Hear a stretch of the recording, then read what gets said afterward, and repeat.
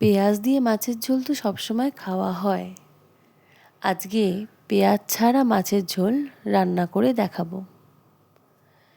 প্রথমে মাছগুলোকে ভালো করে ধুয়ে নিয়ে লবণ হলুদ মাখিয়ে রেখে দিন।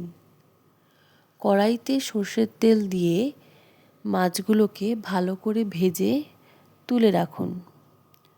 ওই তেলেই কেটে রাখা আলুগুলোকে সামান্য ভেজে তুলে রাখুন।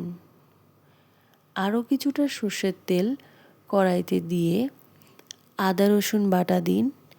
টমেটো বাটা দিয়ে মশলাটা কিছুক্ষণ ভেজে নিন। ভাজা হলে হলুদ গুঁড়ো, জিরে গুঁড়ো, ধনে গুঁড়ো, লঙ্কার গুঁড়ো দিয়ে ভালো করে মশলার সঙ্গে মিক্স করে নিন। কিছুটা জল দিয়ে মশলাটা কষাতে থাকুন।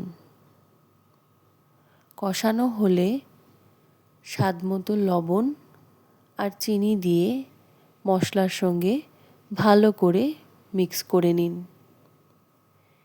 এই সময় গ্যাসের আঁচ অবশ্যই কম রাখবেন।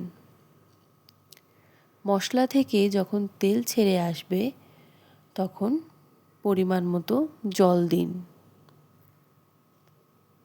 ভেজে রাখা আলুগুলো ঝোলে দিয়ে ঢাকা দিয়ে দিন।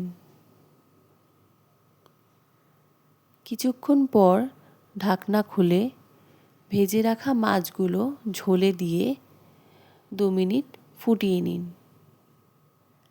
তারপরে নামিয়ে নিলে রেডি মাছের ঝোল। এই রেসিপিটি আপনাদের কেমন লাগলো আমাকে অবশ্যই কমেন্ট করে জানাবেন। ভালো লাগলে লাইক, শেয়ার আর আমার চ্যানেলটিকে অবশ্যই সাবস্ক্রাইব করবেন। Thank you.